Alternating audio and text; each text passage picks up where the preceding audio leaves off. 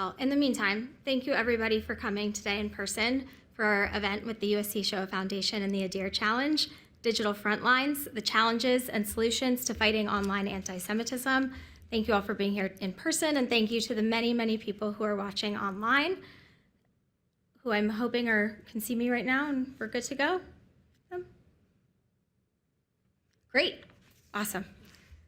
To get us started, please welcome to the stage the Executive Director of the USC Shoah Foundation, the UNESCO Chair on Anti-Semitism and Holocaust Research, and an advisor to the International Holocaust Remembrance Alliance, Dr. Robert J. Williams.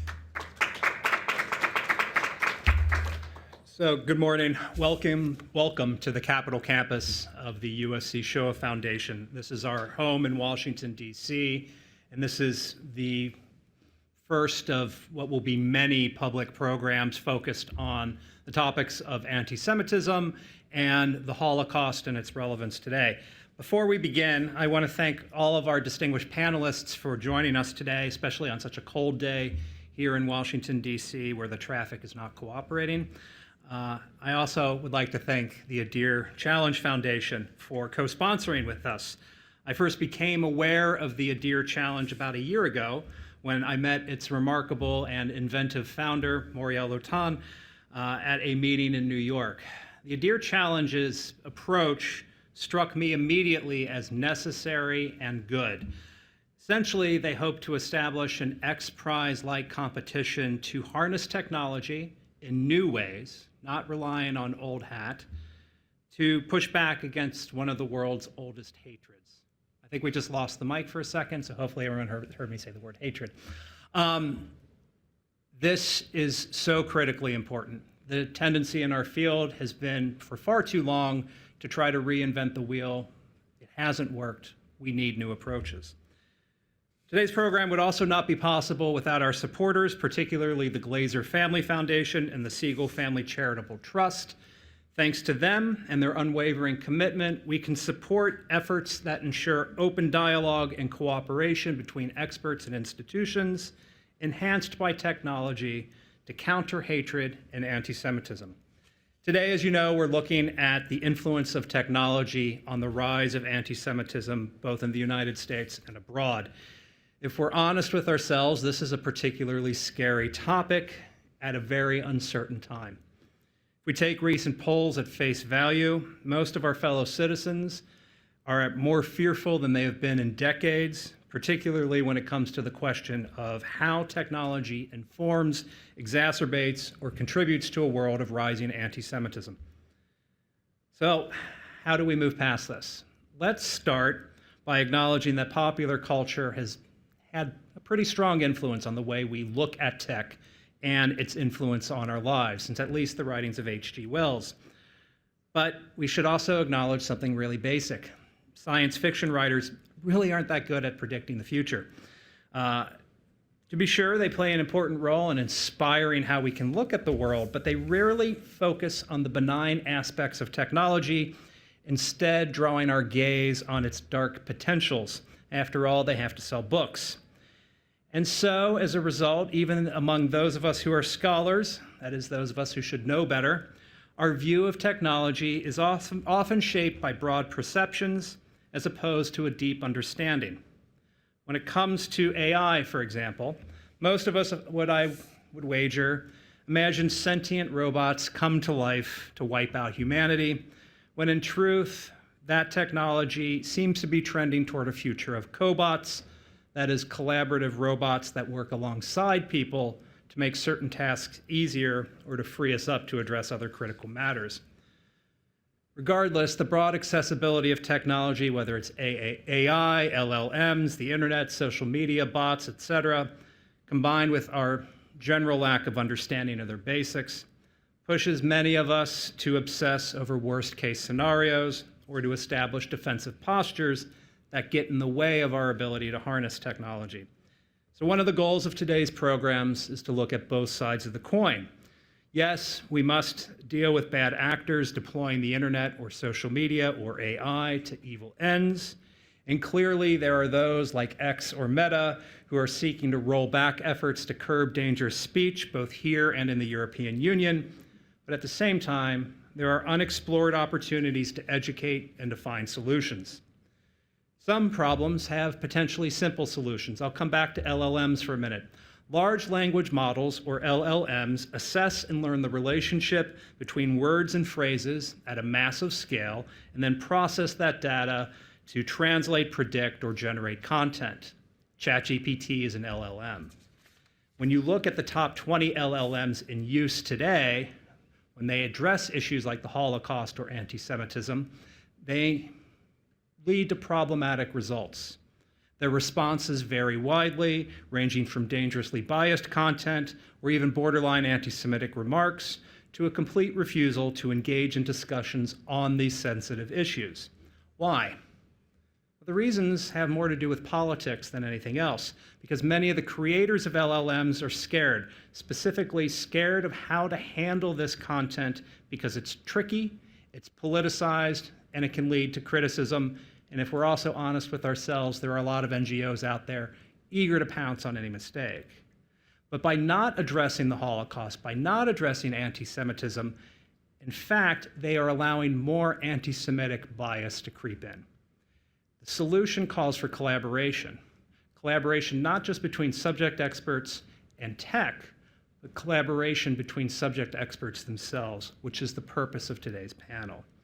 We need to initiate proactive outreach and remember that no single organization will resolve the problems of technology and anti-Semitism alone. It's only through cooperation that we have a chance of fostering a shared understanding and pushing back. This is why the USC Shoah Foundation is tackling this issue. We have to move past our fear of technology to seek better solutions. And when it comes to tech and anti-Semitism, remember that innovation probably won't lead to the Terminator any more than it will lead to R2-D2, but it could do both. Therefore, we have to harness it for our own ends. With that, please allow me to introduce on the third day of his job, the inaugural director of the USC Shoah Foundation's Countering Anti-Semitism Laboratory, Dr. Brian Hughes.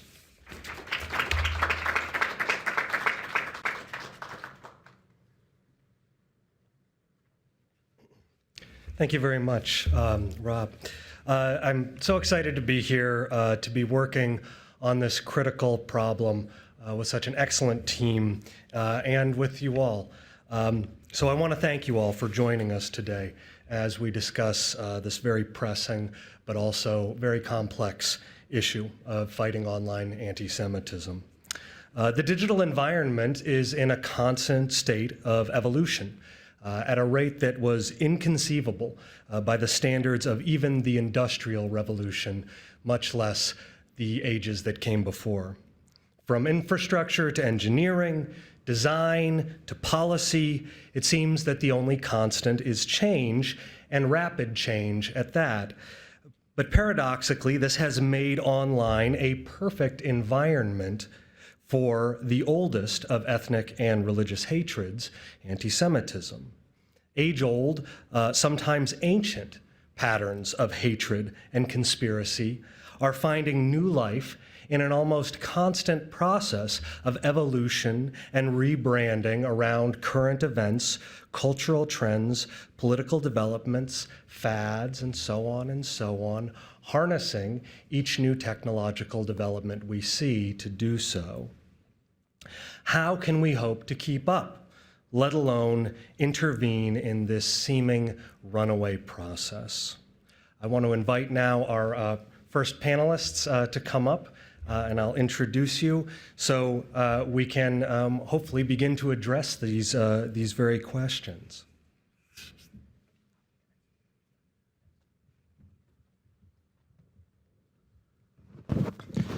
We are extremely fortunate to have our panel of 4 experts here to help untangle this problem and point us toward better ways forward. Joining us, we have Ifat Barakchani, who is the Director of International Affairs for the World Jewish Congress and the Executive Director of WJC's Technology and Human Rights Institute. Welcome. Aaron Kiak, joins us in his capacity as Deputy Special Envoy to monitor and combat anti-Semitism for the U.S. State Department. Welcome. Dr. Liram Koblenz-Stenzler is a senior researcher and head of the Anti-Semitism and Global Far-Right Extremism Desk at the International Institute of Counterterrorism, Reichman University, Israel, and as well a visiting fellow at Brandeis University.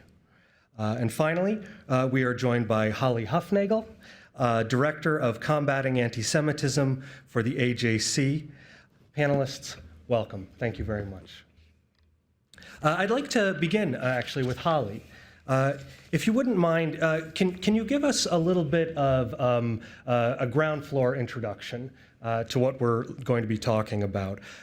How have digital platforms and technological developments of recent years shaped and reshaped this landscape of anti-Semitic discourse online? Well, thank you, Brian, and thank you, everyone, for being here. It's an honor to be on the panel with my esteemed panelists. Welcome also to the USC Shoah Foundation, Brian. It's an esteemed institution. AJC is so proud to work with you, and I look forward to personally working with you. This is a very important question, and I actually want to speak a little bit about the impact on American Jews. This is something that American Jewish Committee, we run surveys every single year.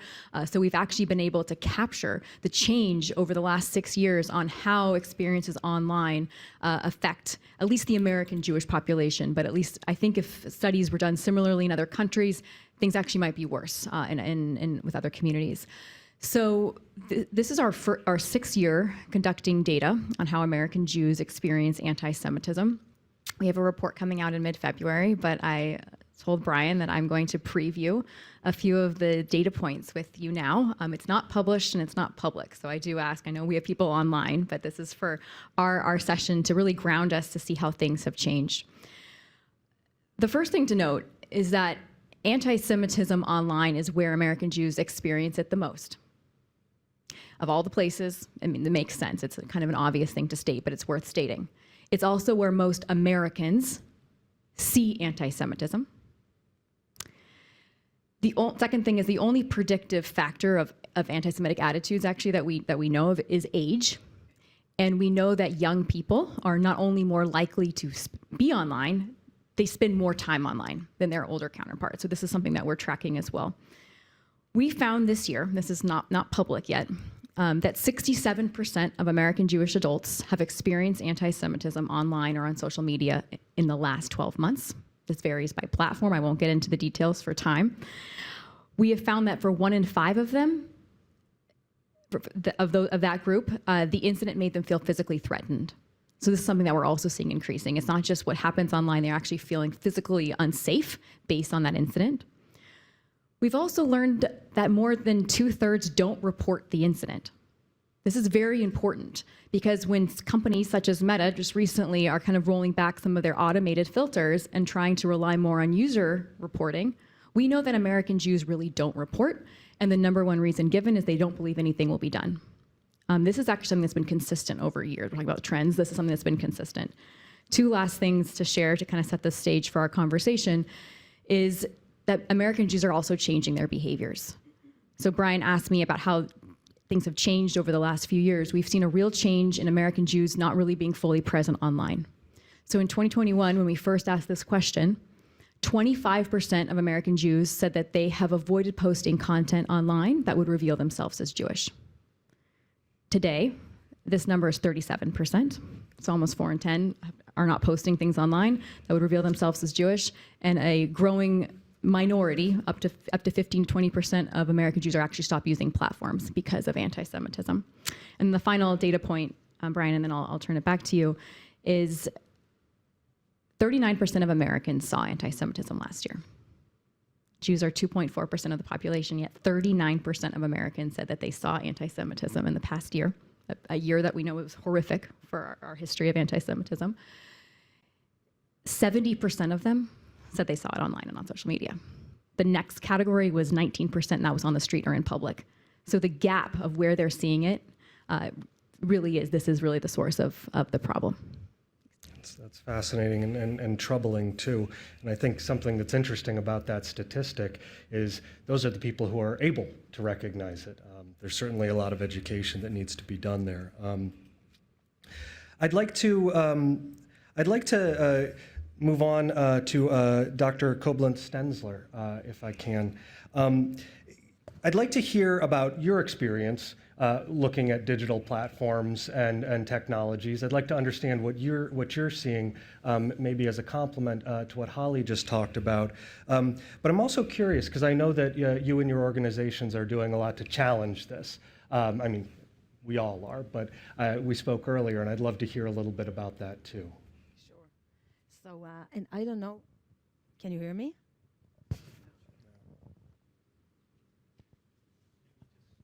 Yeah? Okay, yeah, much better. So, and I don't know if you have the slides afterwards, so I can show as well. It's great being here today. I think it's so important, and your mission is so important. Maybe less people understood it before October 7th, and now many more understand it. And what Adir Challenge does, it is so, so important, and I'll explain how I connect to all of that. And really, I want to connect to what you said about the percentage, because it is not shocking. What I'm doing, so my background is in the field of counterterrorism.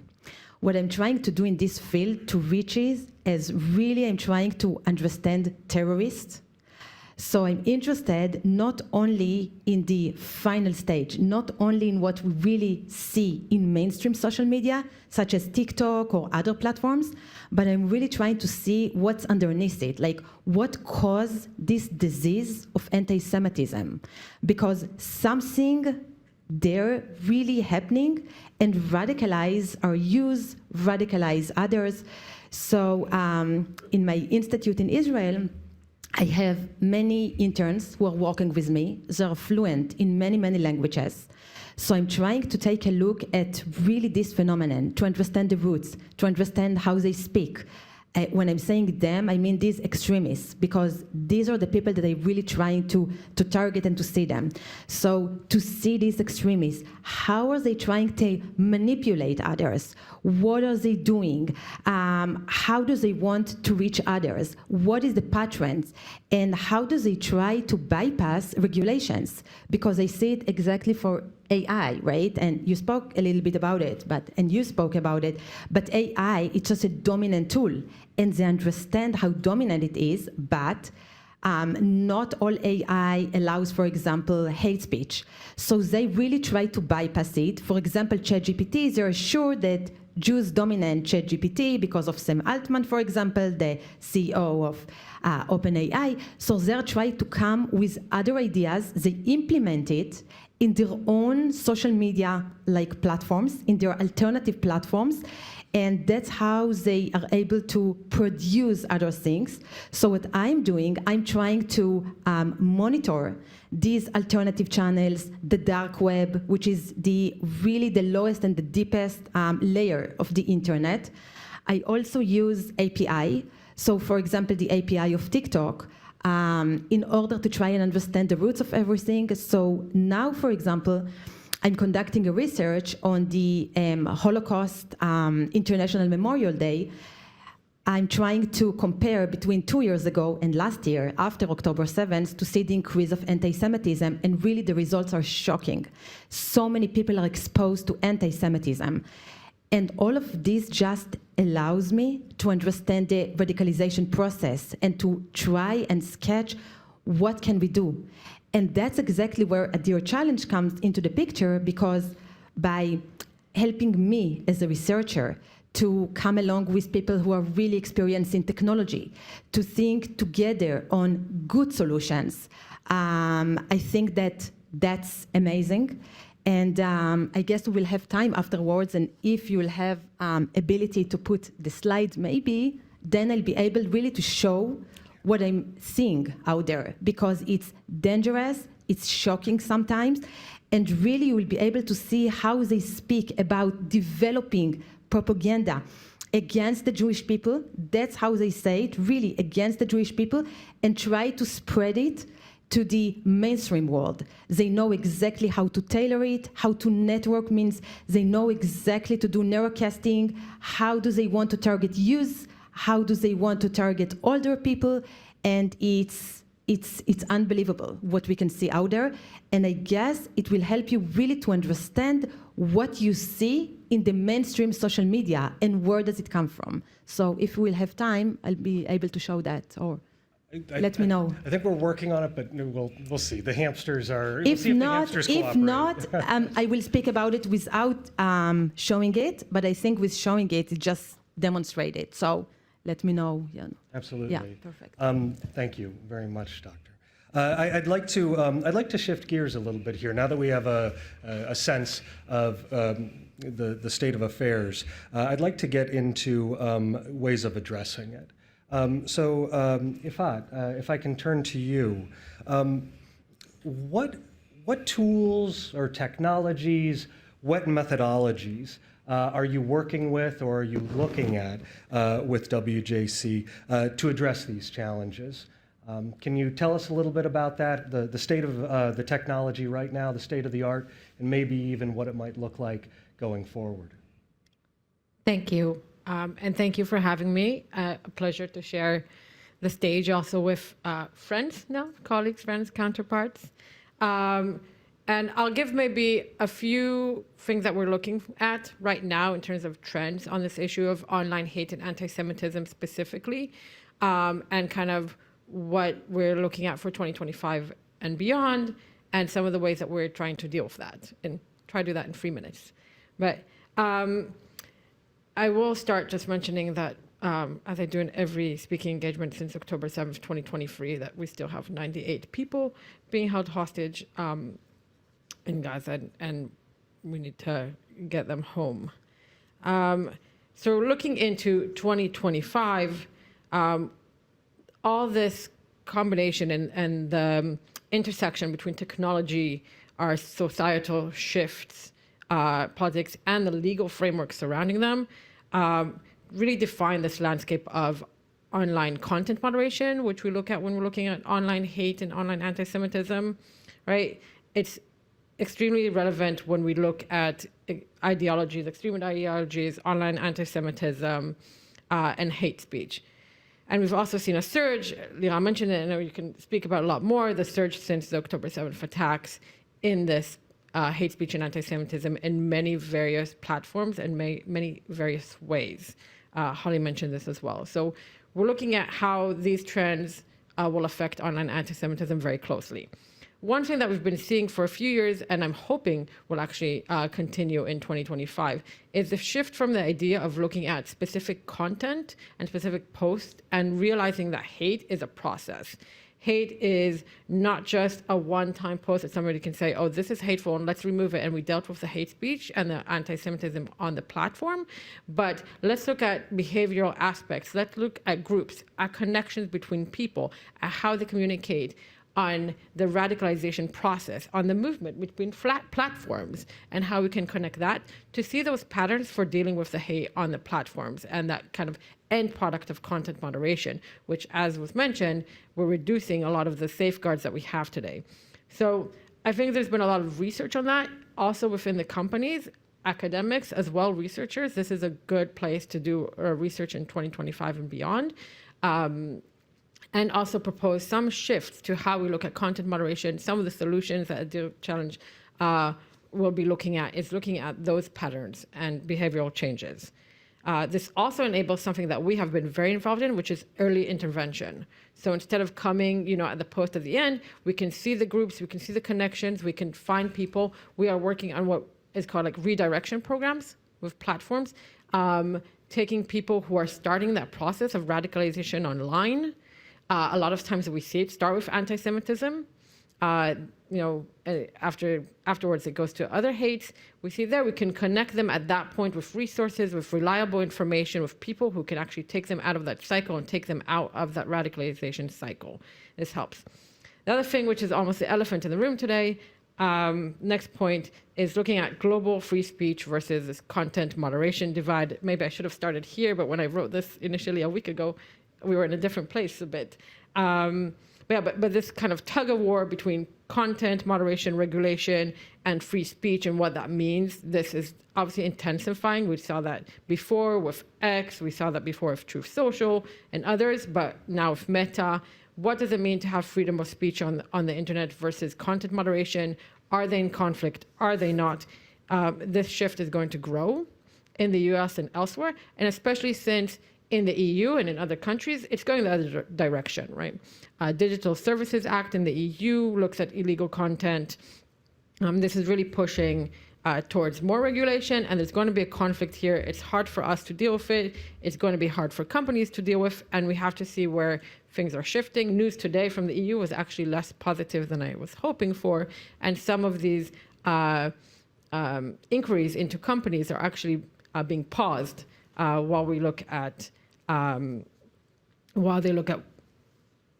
political changes here in the United States.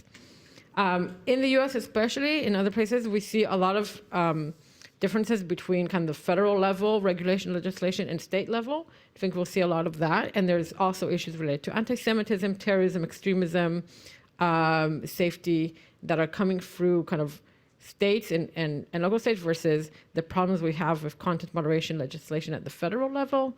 Section 230, will it be sunset? Will it be repealed? Will it be reformed? We don't know.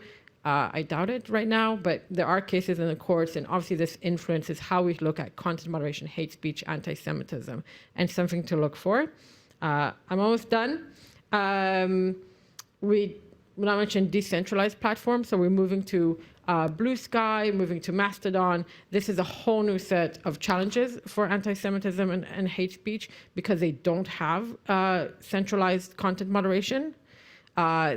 It's about giving people tools to moderate their own content, and each platform has their own system and a lot more onus on the users. So definitely a lot of work there to ensure that those platforms that are gaining popularity will also have some type of content moderation, that at least the user can do it for themselves and for their groups.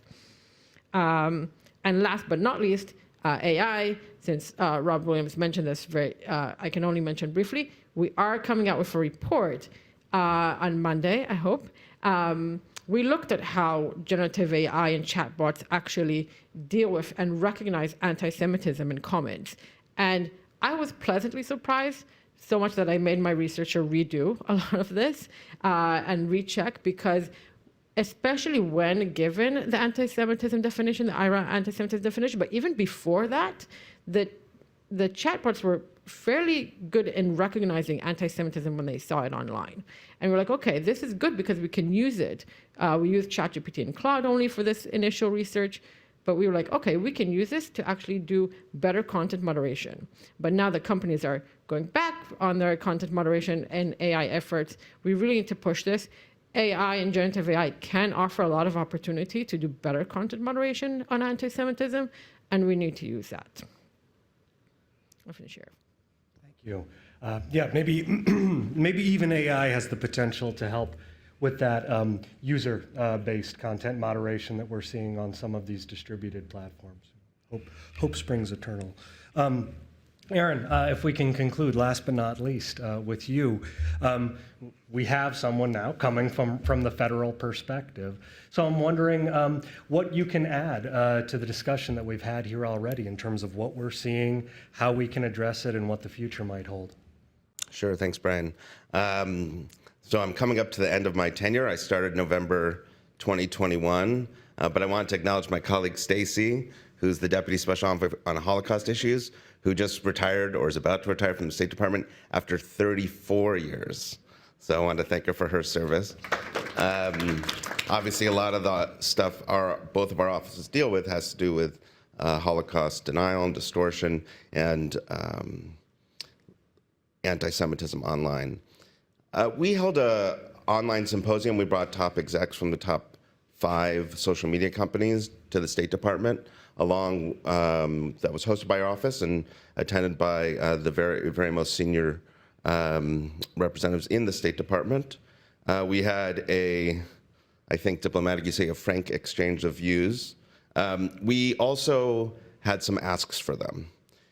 One, first and foremost, is to appoint a counterpart to folks like us in the C-suite. There's one company that we know of who had that beforehand. I know some of the other companies are thinking about it, but obviously it's long past time for that to happen, to at least have someone who knows what they're talking about when it comes to anti-Semitism. It's subtle, but that doesn't allow them to neglect their duty of addressing it. Being perfectly frank, our office doesn't have the tools it needs to deal with these social media companies. We have, again, robust dialogue. If any of you know Ambassador Deborah Lipstadt, she shared exactly how she felt about their responsibility to value Jewish lives, just as they would value other human lives. And we know that virtually no violent attack or murder of Jews happens just in offline. A lot of the radicalization, a lot of what's behind that starts online. Obviously, what happens online doesn't stay online.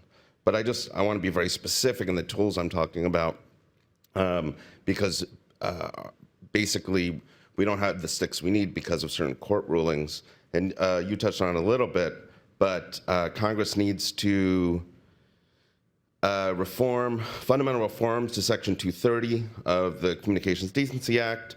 They must remove special immunity for online platforms.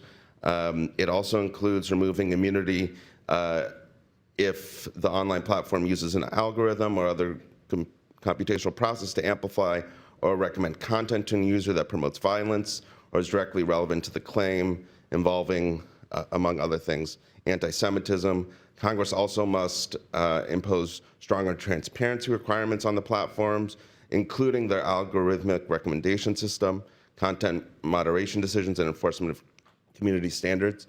I know all of us in the room understand what that means, but essentially some of these algorithms, someone will come in looking for a certain book or a certain type of content. They won't start out looking for something that's anti-Semitic. Obviously, there's very little we can do to stop the anti-Semites from seeking the content that they're looking for. But at the very least, the social media platforms shouldn't serve up anti-Semitic content to people who aren't looking for it, including Holocaust denial. And then Congress also must pass legislation requiring platforms to enable timely and robust research, including the spread of anti-Semitism, analyzing their algorithmic recommendation systems. There's something we just have to understand. It's that we're not going to stop the hardcore anti-Semites. But when we have these social media companies who are steering people towards hateful content, it's not just anti-Semitism, but it includes anti-Semitism, especially the more nuanced forms of anti-Semitism. They're not a passive player. In this sort of river of hate, where the social media platforms place themselves is fundamentally spreading those forms of hate, and especially anti-Semitism.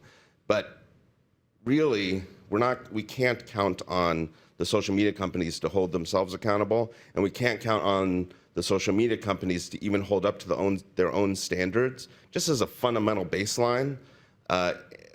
And to do that, offices like ours, and I assume others would feel the same way, need these sticks so that we're not just talking about words.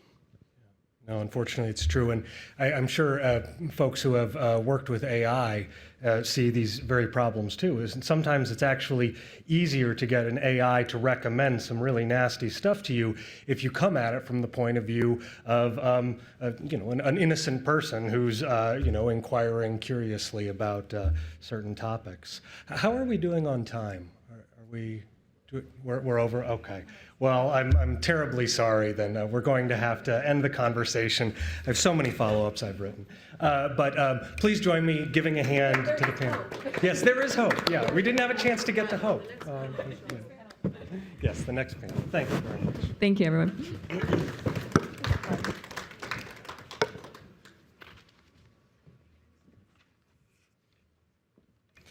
On that note of hope, I would like to welcome the CEO of the Adir Challenge, Moriel Lotan, who is going to introduce a short film that hopefully will point us in that hopeful direction.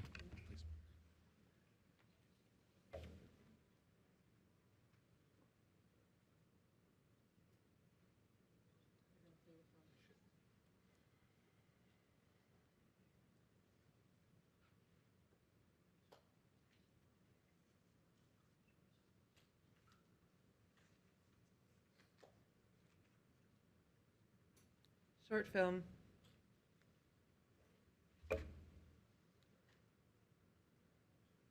Well, it was 1 year ago today that Hamas carried out one of the most deadly terror attacks in modern history, triggering war and instability in the Middle East. But a woman from New Jersey is now striving to put an end to that hate. And for her, the fight is personal. Moriel Lotan is remembering her nephew, Adir Masika. He was killed last. Well, it was 1 year ago today that Hamas carried out one of the most deadly terror attacks in modern history, triggering war and instability in the Middle East. But a woman from New Jersey is now striving to put an end to that hate. And for her, the fight is personal. Moriel Lotan is remembering her nephew, Adir Masika. He was killed last year by Hamas terrorists in the October 7th attack on Israel, murdered while protecting his girlfriend and 2 other women. I don't know about you, but after October 7th, I realized we were witnessing not one, but 2 failures. For decades, the signals were there. Our enemies were building a deliberate, tech-driven campaign to spread hate at scale, yet we were unprepared, outnumbered, underfunded, and late to the arena. How do we turn this pain into purpose? And that's the goal of a new initiative called the Adir Challenge. The Adir Challenge. The Adir Challenge. The Adir Challenge. We're in a black and white moment, and we are in a moment of positioning ourselves on right versus wrong. If new tech can be used to promote anti-Semitism, surely it can also be used to fight it. The mission is to innovate the combat of anti-Semitism and hate. It was clear that we are at a lag, and we needed something at scale, and we needed something that the Jewish mind is excellent at. The kind of solutions that we need have to do with artificial intelligence, machine learning, even psychology and technology. How do you decrease, feeling of the other and increase empathy? For our first challenge, we had 410 participants from 25 countries around the world submit 120 ideas. And some of those ideas are already being incubated. Hi, I'm Avi Balsam. And I'm Zach Dietz. We're working on Project Chazon. Hi, I'm Raquela, part of the OCT7 team. We are Team Wolves, and today we will be pitching Saturday Morning. Hello everybody from Israel, my name is Omri Rose. My name is Hannah, I'm the co-founder of Reportify. So Project Chazon is an automated system which finds anti-Semitic Twitter posts online using AI and then responds to those posts using factual information. We at OCT7 are building community-centric technology to empower everyday activists to become efficient and coordinated warriors. We are creating Saturday Morning, an interactive TV series based on the events of October 7th. Crime and Punishment was designed to fight anti-Semitism by teaching the machine the 3 levels of the law against freedom of speech. A platform to streamline reporting process for anti-Semitic and hate crime activities on college campuses and in the world. Adir team, the Adir Foundation, has been so supportive over the past few months. We are grateful for the Adir Challenge because we know we cannot do it alone. The Adir Challenge Foundation was the best field to build ourselves. And obviously none of this would have been possible without Adir's support, uniting us with mentorship, guidance, and expertise. שמחתי להכיר את אדיר צ'אלנג'. קיימנו אירוע במכון, אירוע שהוא חשוב מאוד, גם לי ברמה האישית וגם ל-HIT, מכון טכנולוגי חולון. My hope is that the challenge will go on and be a real-life lab that iterates and scales to play offense and ultimately to win. You are already making a difference, and I'm congratulating you on this. And together we can make something great. I think it's fair to say that the status quo of our society is fundamentally failing the Jewish community. And now more than ever, we need disruptors and innovators who are willing to challenge the status quo, who are willing to stand up to anti-Semitism. אני גם מאוד מאוד מעריכה את הפרויקט שעשית, וזה חלק מאוד גדול שעזר לי לפחות לקחת את הנושא הזה שכולנו מתעסקים בו עכשיו, את העצב ואת הבלבול ואת כל הרגשות, ולהתעסק במשהו שהוא יותר גדול, ולגמרי עזר לי להתקדם ולצאת קצת מהתחושות שהיו. Strategic surprises occur when we fail to adapt, leading to long-term harm. Intelligence failures happen when we miss key signals, fail to ask the right questions, and are caught unprepared. Sound familiar? At the Adir Challenge Foundation, we source, incubate, and develop innovative technological solutions to combat anti-Semitism and hate. We roll up our sleeves and operate as a real-life lab, contributing our part to this critical fight. Join us in this mission.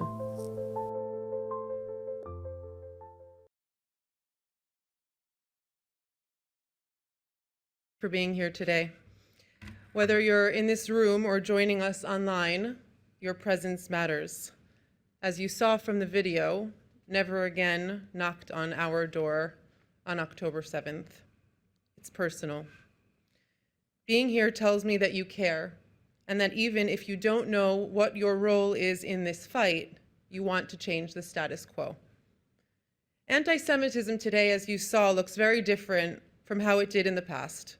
It hides in algorithms, spreads through social media, and thrives in online games and digital spaces where hate can go viral before anyone has a chance to respond.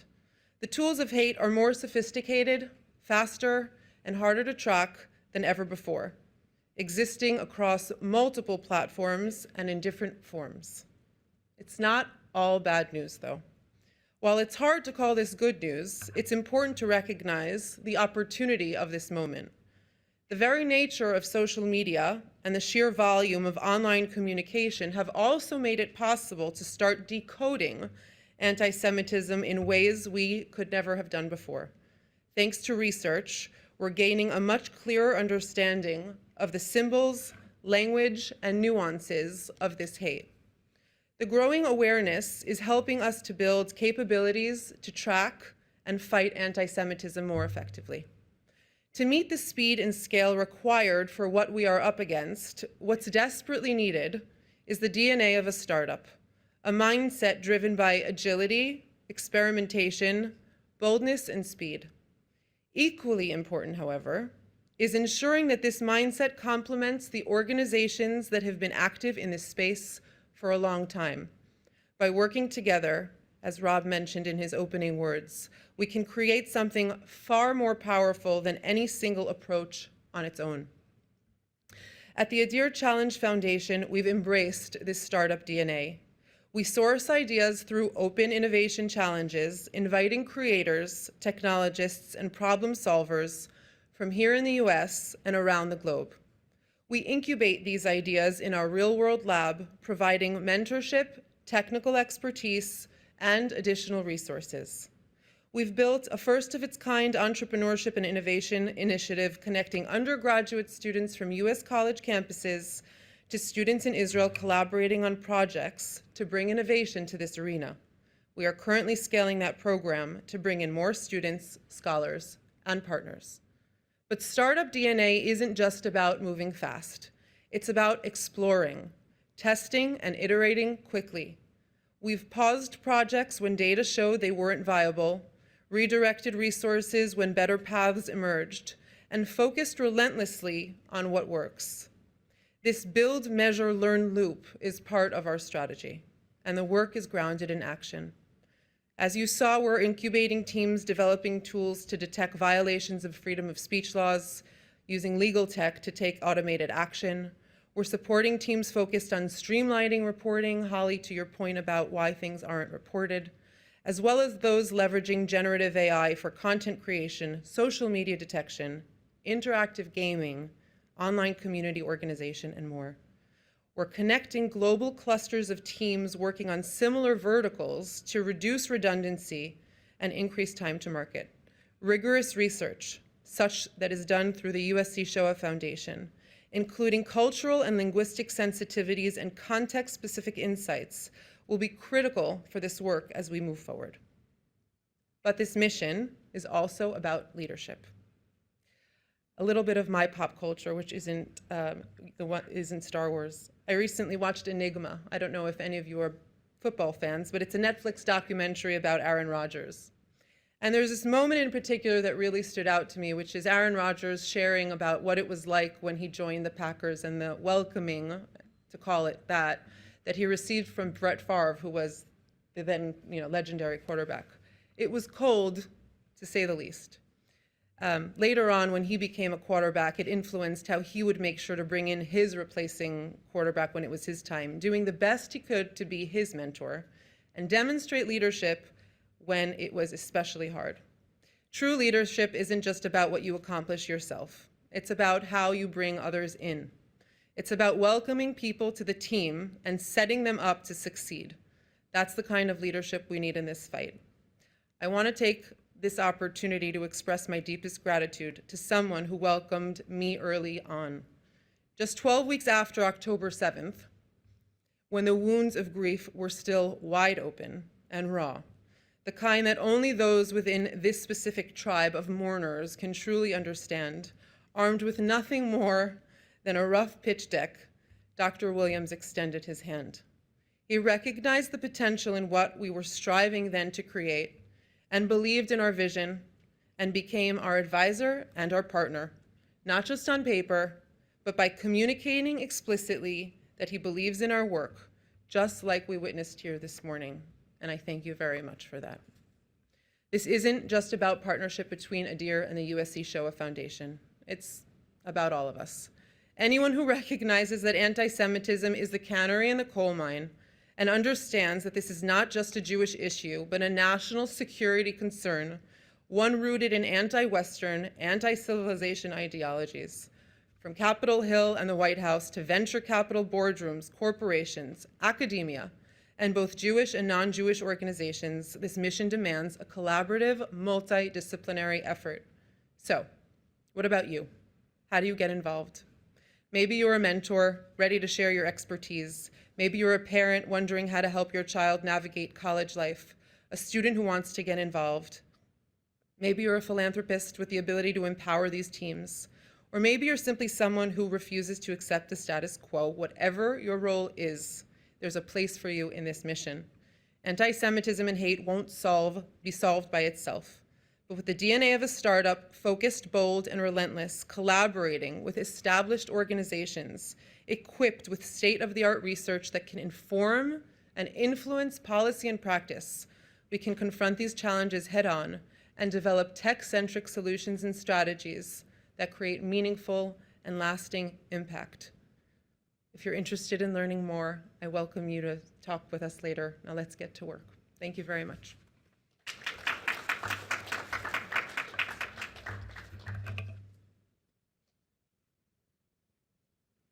I can do it.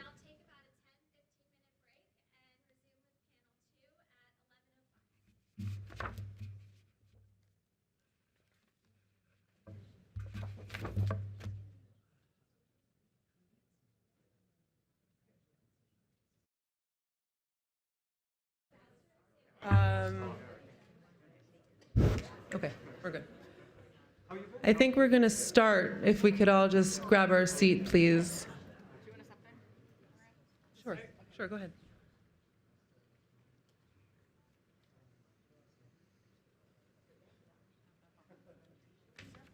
Oh, I can actually sit with you guys. Oh, whatever. Okay, and we have one panelist joining us online, Raquel Sachs, who is the Chief of Staff at Google Jigsaw. And in the meantime, if I could ask you both to introduce yourselves and just share a tiny snippet of your background. Thank you. Okay, I'll go first. I'm Tom Costello. I'm an assistant professor of psychology at American University. I study where beliefs come from and why they change. And to do that, I use the tools of generative AI interacting with human beings, so delivering particular factual, persuasive information to people by searching across the internet and coupling that with exactly what people believe to try to change minds and do things like debunk conspiracy theories. Great. I'm Christine Beresniova. I'd like to say I'm a recovering academic. I'm in museums, 19 years in Holocaust museums, excuse me, and have since moved into the world of Jewish museums. And my background is really in education and anthropology and understanding how people internalize expectations, policies, and beliefs and how that affects their actual practices. Thank you. And hi, Raquel. Do you mind just giving a brief blurb about what Jigsaw does? And of course, I introduced you as the Chief of Staff, but if you wanted to share anything else. Absolutely. Thank you for having me today, and I'm sorry I couldn't be there in person. Jigsaw is a unit within Google that explores threats to open societies and builds scalable solutions. I've been with Jigsaw about 5 years and Google 10, previously worked on a think tank on Middle East policy, and I'm also really proud to be involved with the ADIR Challenge and the advisory board. Happy to be here today with you all.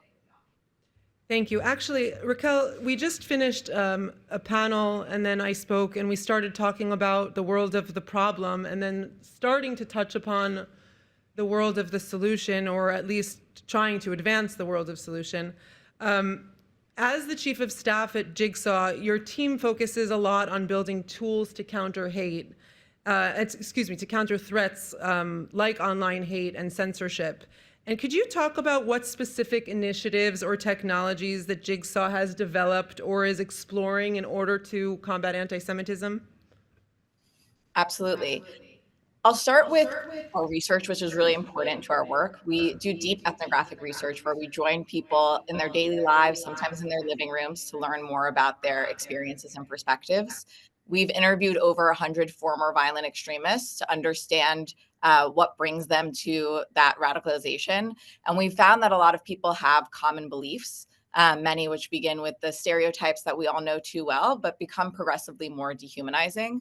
And what can be so challenging about countering online hate and misinformation can be that it is so overwhelming in volume. But what we've found is that it's often very repetitive, and this repetition can be predictable.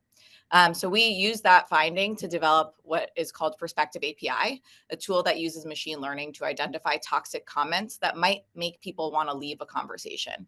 Today, Perspective is the most popular free online tool for moderating toxic comments, and we receive over 2 billion requests a day. We're constantly looking for ways to improve these tools and build on top of it new functionality.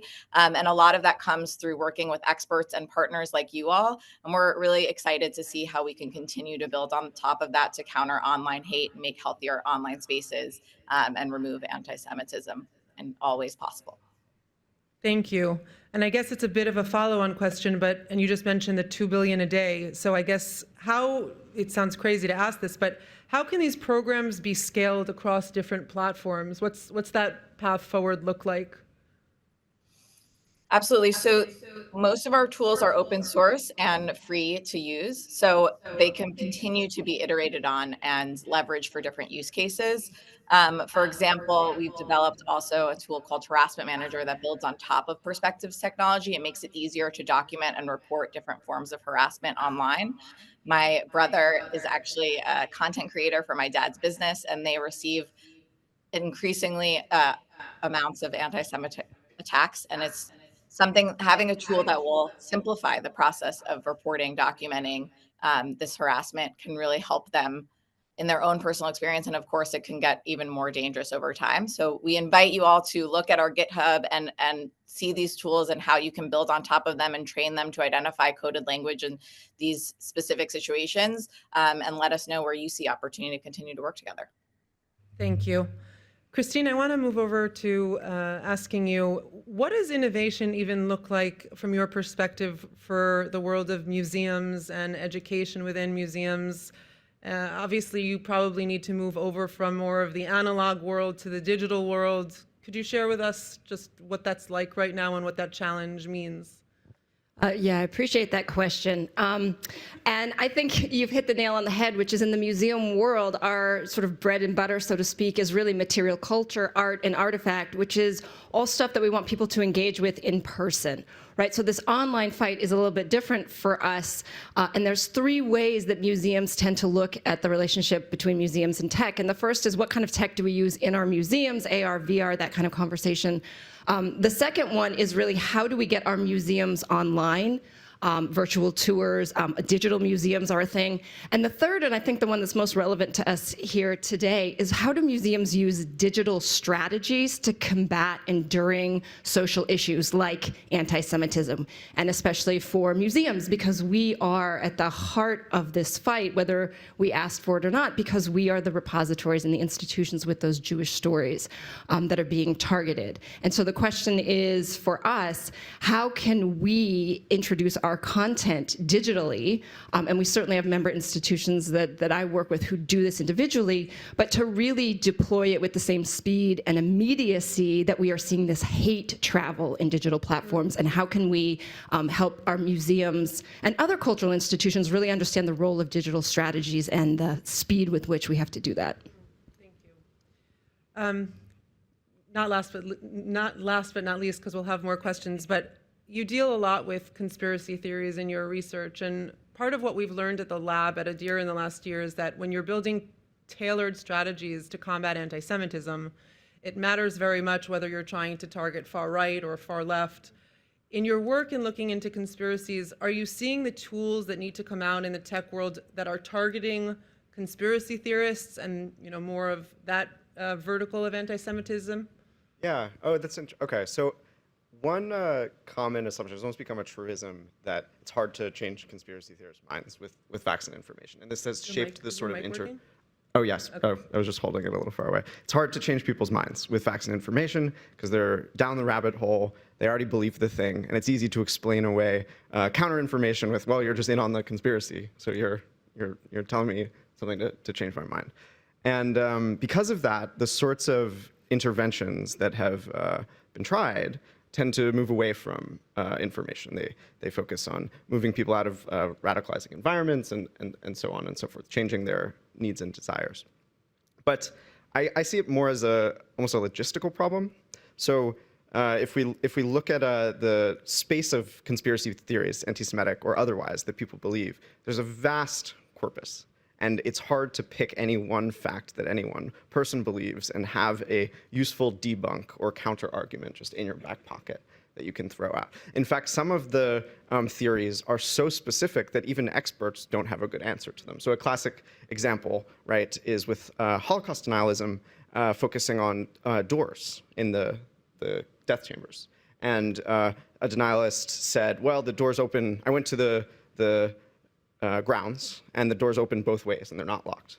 So it can't be true that people couldn't escape and weren't being killed.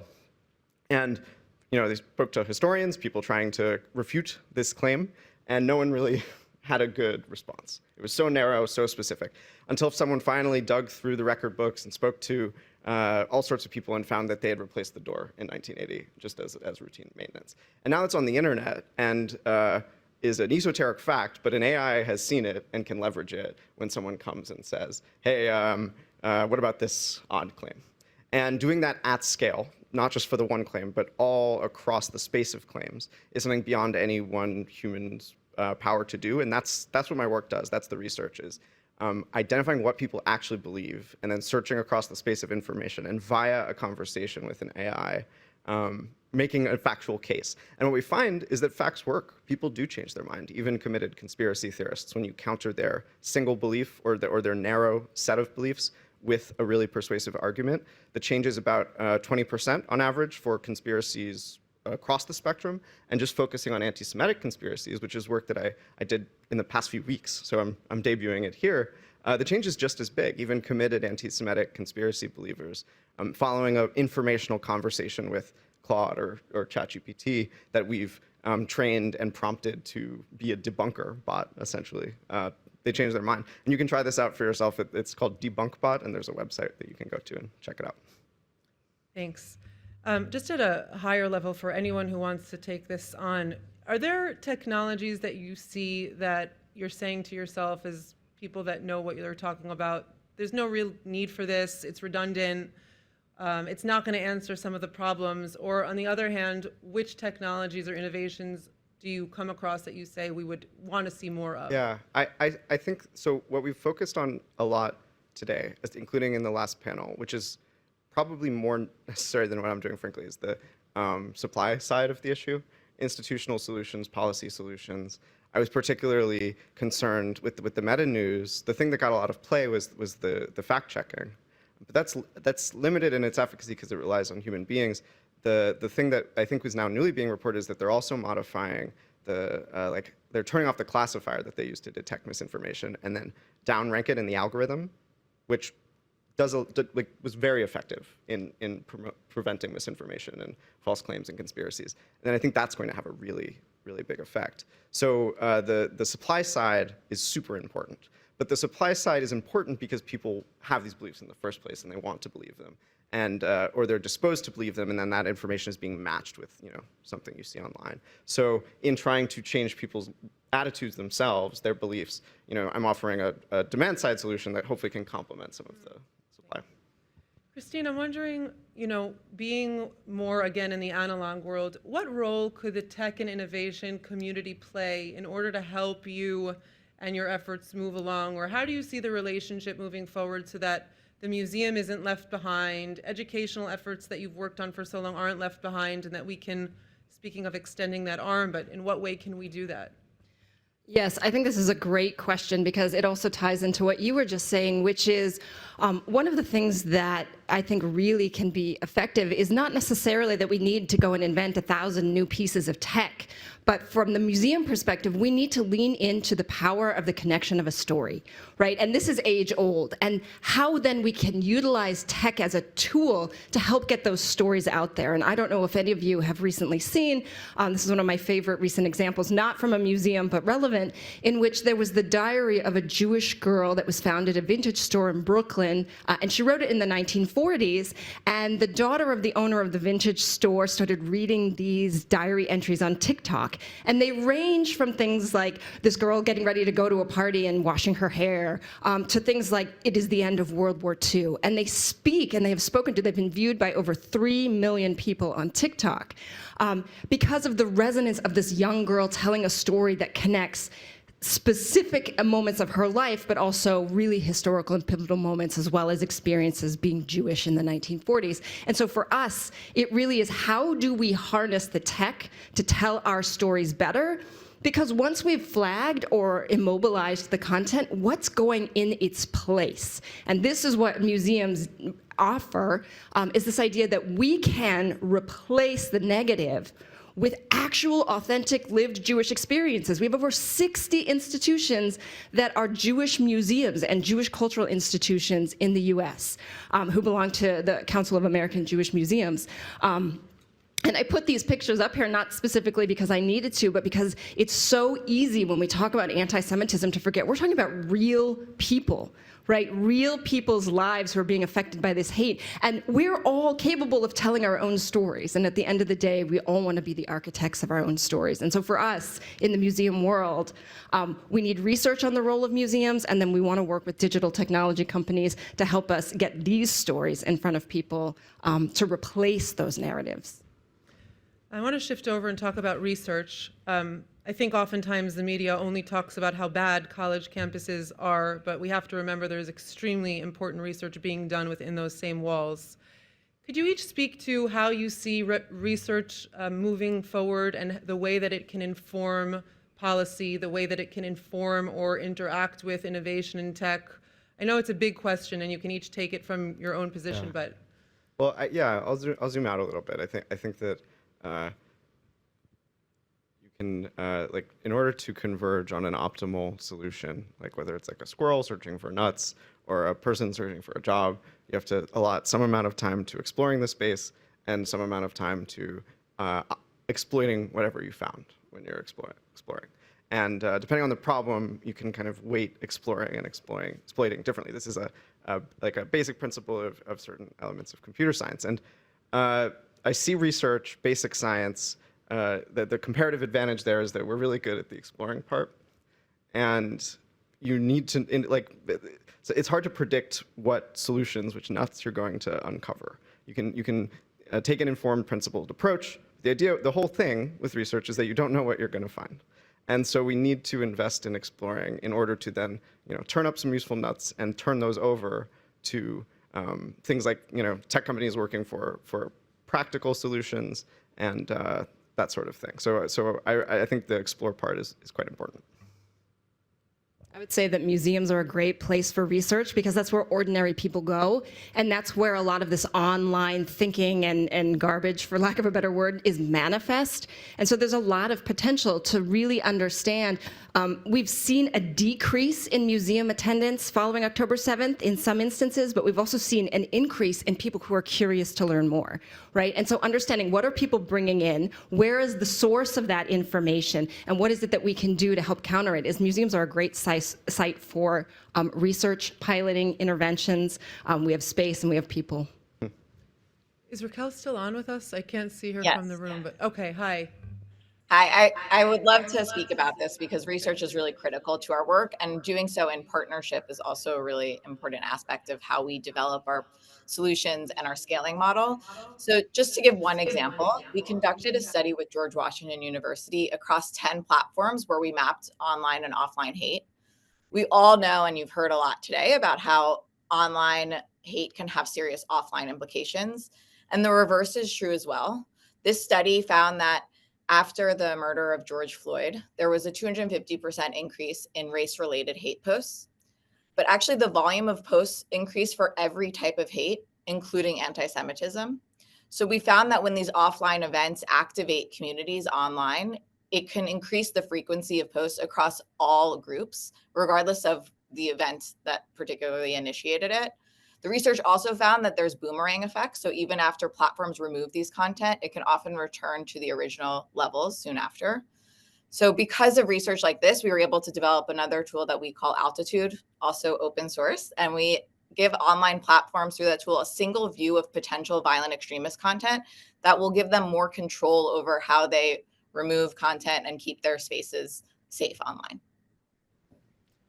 Thank you. And finally, for the last question to everyone, I'm going to ask you to put on your 2030 hats, I guess, at this point, which is, you know, many times at the foundation, people ask us what our KPIs are for after year one and how many hearts and minds we're going to change. And for better or worse, I'm someone who answers pretty directly about stuff. And my answer is usually it might be 0 after year one. We just don't know. And we're going to have to reevaluate. And what the strategy looks like for the next 2 years will be different than what it looks like longer term. For you guys, each one of you, when you look forward to 2030, what do you see or foresee would like to be viewing more of as far as innovation in tech?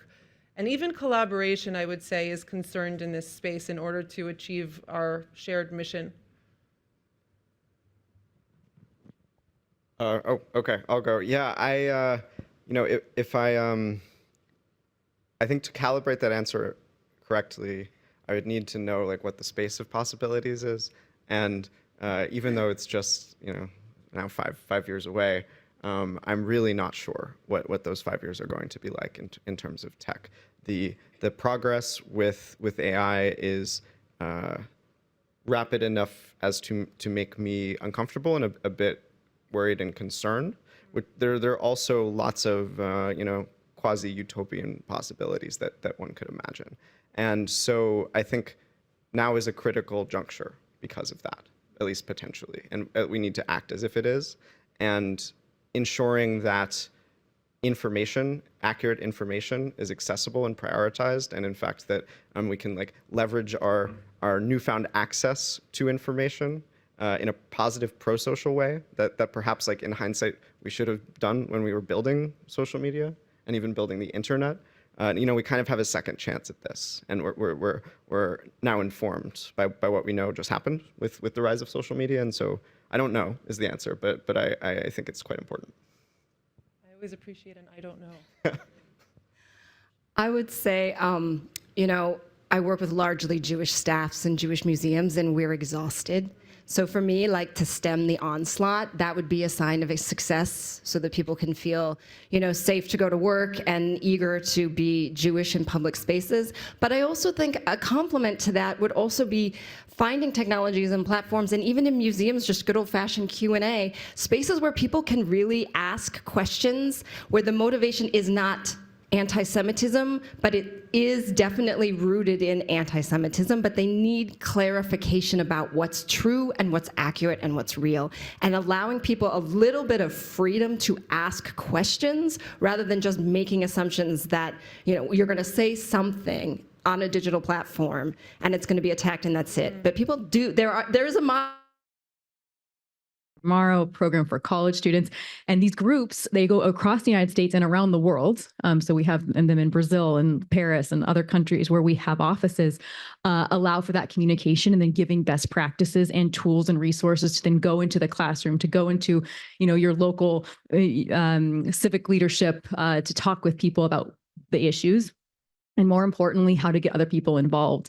There is research out there. I have mixed feelings about it that do show that non-Jews speaking about anti-Semitism and about how their Jewish colleagues or friends are experiencing anti-Semitism actually can change hearts and minds even more than someone who's Jewish speaking about it. It doesn't mean that we don't share. And in fact, when we do share, even all the stats that I shared up there today, it would not be as powerful as if someone said, I experienced anti-Semitism on TikTok. This is what happened to me, and my life was affected because of this, like that personal story. So we do need Jewish voices, and then we need non-Jewish voices to come alongside those Jewish voices. And so we have ways to get involved. So we have an office in Washington too for the Parent Society.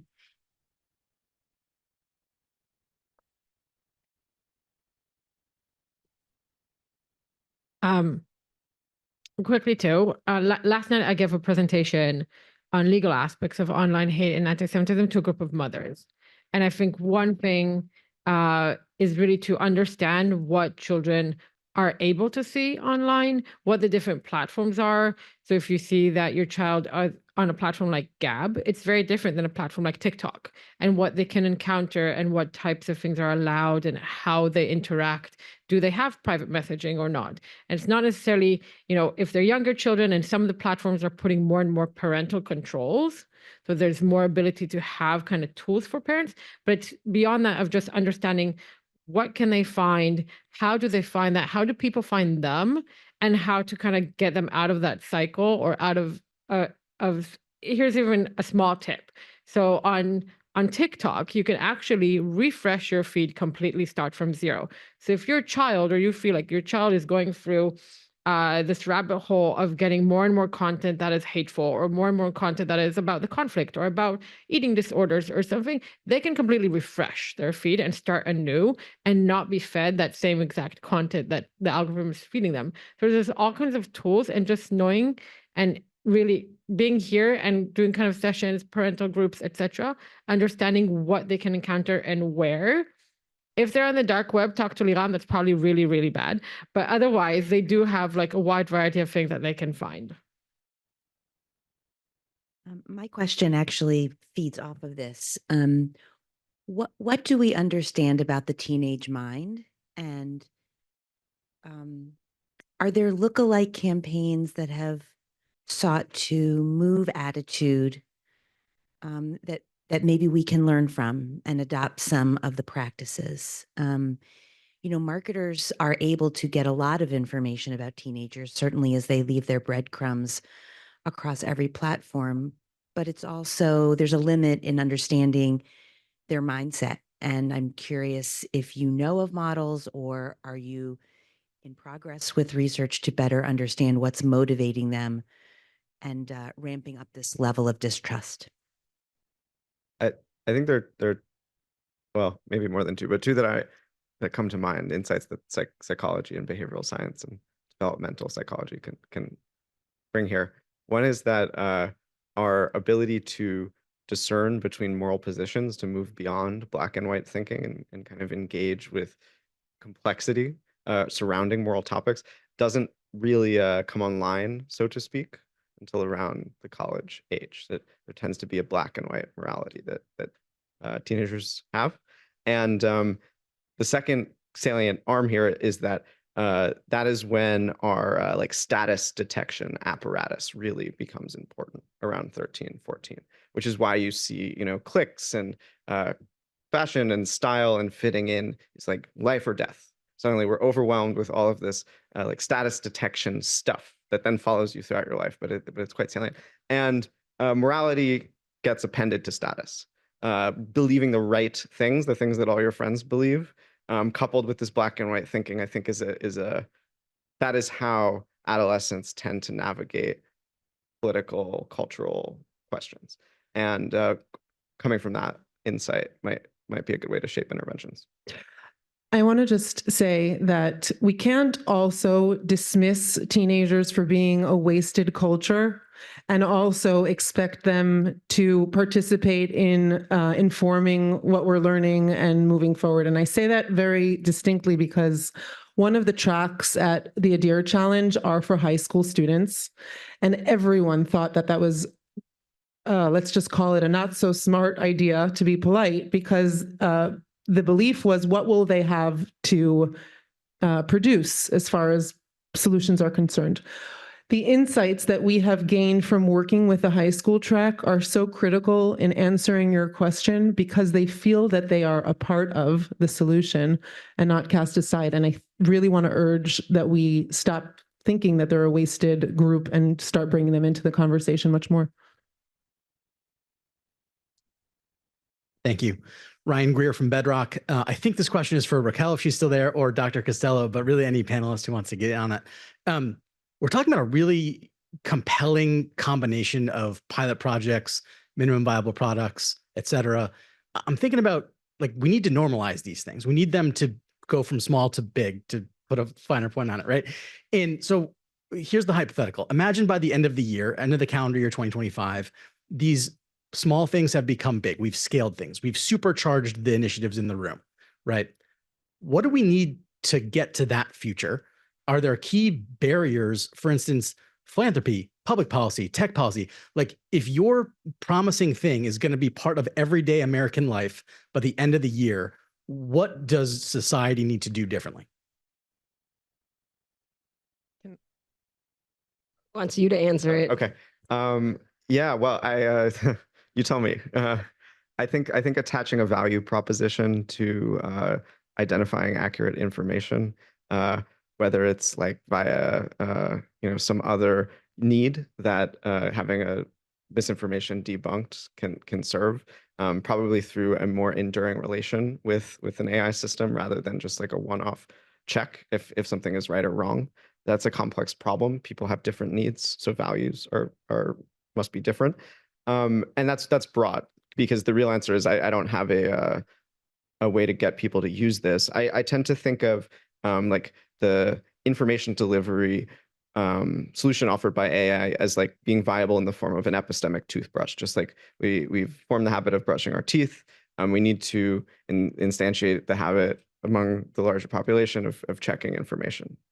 And AI makes it really easy to do that, so it's not very cognitively laborious. It's low effort, and it can just happen. And so if we can weave this into UIs, as like Google is already doing, and one thing I really like about the Gemini interface, beyond just like the blurb you get at the top of the Google search, so if you go in, they color code the information provided depending on how confident they are that it's true. So those kind of subtle things I think matter a lot. But more broadly, yeah, just I think education is another opportunity here. So making critical thinking and epistemic humility, I suppose you could call it, a piece of the curriculum. So it's integrated in, like, oh, math class, like there's this intuitive solution, but it turns out it's wrong. That's probably true of a lot of other things as well. That sort of thing. So starting with education, not just teenagers, but kids too, is the direction I would want to go. We need support as far as capital. We need, you asked about models. There's a VC model that's existed for a very long time, and obviously it's not a digital twin, but there's stuff to lean on from there. We need to be able to define new metrics of success, and we need to be willing to get going and not to wait, to test things out, to fail quickly, to iterate again, and to work with the kind of partnership like thankfully we have with the Shoah Foundation and hopefully others who aren't, and thank you so much for allowing me to answer, who aren't threatened by a newcomer and a startup like the Adir Foundation, but who see it as an opportunity to be an extension and a complementary effort to efforts that are already underway. Only one small thing to add. I think it's an important question because if you look at countering bias in other spaces, right? Anti-Black racism, the advocates and the experts in that area are also very concerned about the proliferation of anti-Black speech online, especially within these large language models that are out there.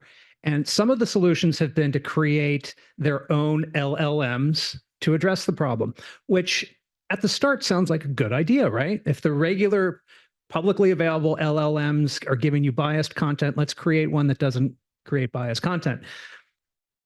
But then you run into the market and you have billions of dollars against projects that are worth hundreds of thousands, if not maybe a small $1 or $2 million. So you're creating a closed environment that nobody's going to access. So just as we have to be able to fail quickly, which I think is an extremely important lesson, and engage with venture capital or VC models, I think we also have to realize that we do have to play with the big boys or big girls, big people, because otherwise it's going to feel really good to a few of us and it's not going to matter.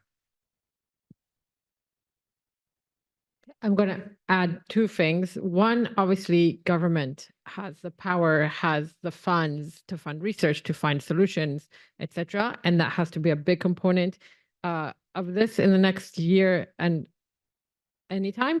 The other thing is the platforms and the companies. We redirect people from TikTok to a website of UNESCO and WJC about holocaust.org with facts about the Holocaust. About 30 million people actually spend time on the website. 300 million people in the last 6 months have actually seen the redirection. We're launching even better stuff January 27th. But that's because TikTok put their power and money behind it. They are the ones who are showing this to people on their platform. They're not scared that people will shy away because they're showing them something else and redirecting them to a different website. It's also existing on Facebook with millions of people. Everyone, the power, the ability to take these things forward and put them at scale is with the companies. Okay, we're coming up on time. I don't know if this mic is working, but I don't even know if we're online. I think it's important well, I'll provide a bit of a caveat. First, this is an entirely new building, but the team that is behind the scenes is presently in Los Angeles, where about 80 of our staff are located, and several of them are dealing with the reality of the fires. So the fact that this happened at all, I think, is worthy of applause. I would like to thank Moriel, all of our panelists, and everybody for joining us today. I'm going to quote a friend of mine who passed away just a few months ago, Yehuda Bauer. It's quite clear that we're facing a major revival of anti-Semitism the world over. The fact that we're media conditioned and therefore pay more attention to events that are newsworthy, such as hostage takings or terror attacks, might cause us to disregard what is really dangerous, namely the fact that anti-Jewish attitudes have become acceptable again under new guises, and that they're expressions of important trends in public consciousness in many countries. Yehuda wrote these words in 1982, time before the rise of what is perhaps a deadlier anti-Semitism today. Attacks against Jews across what I would call the Atlantic world are so commonplace that they barely warrant media coverage. And under the specter of increasing physical assaults, the mainstreaming of anti-Semitic tropes, and the alienation that so many Jews are facing online, as AJC and other surveys show, it's a grave and growing problem. It's in all of our communities, all of our cultures, all of our societies. It knows no religion, no economic class, no politics. And the only way we're going to get around this is by breaking old habits. Most organizations that seek to fight anti-Semitism had traditionally engaged in the same well-worn tactics that worked for donors, but those tactics haven't met the challenges of the moment.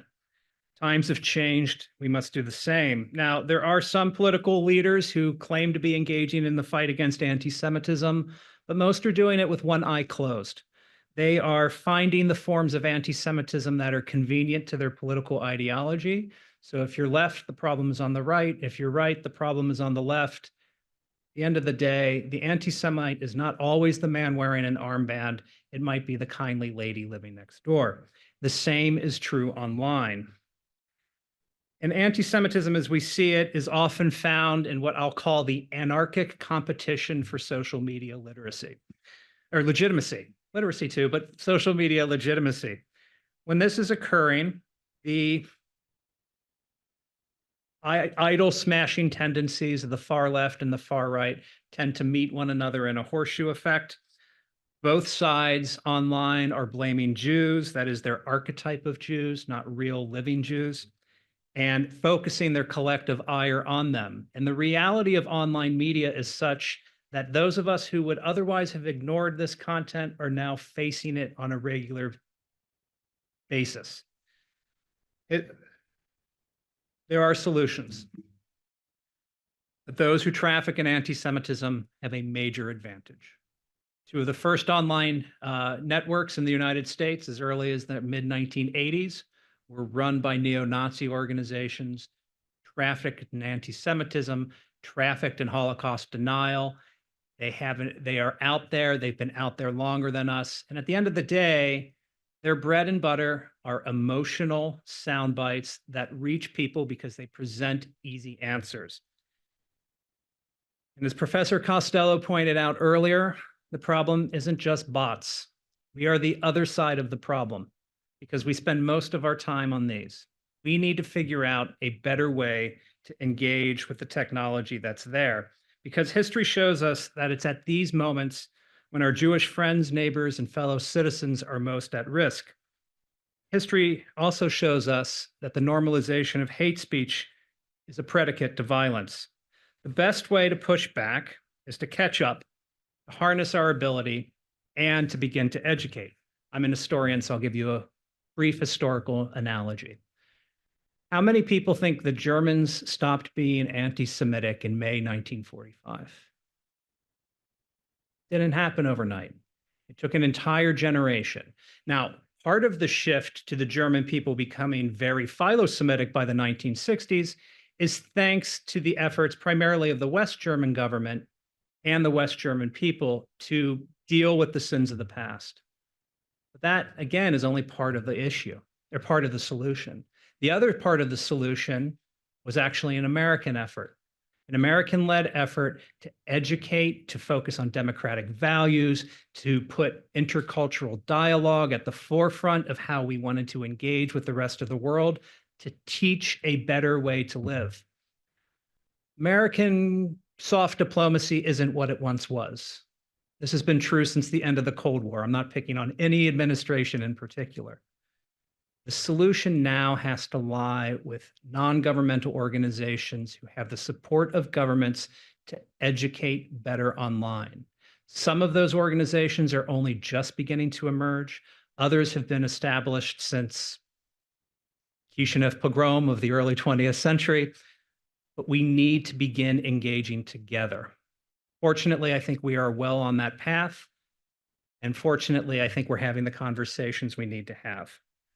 There are no short-term solutions, but the fate of our democracies and the fates of the Jewish people are at risk, and we need to start now. Thank you very much.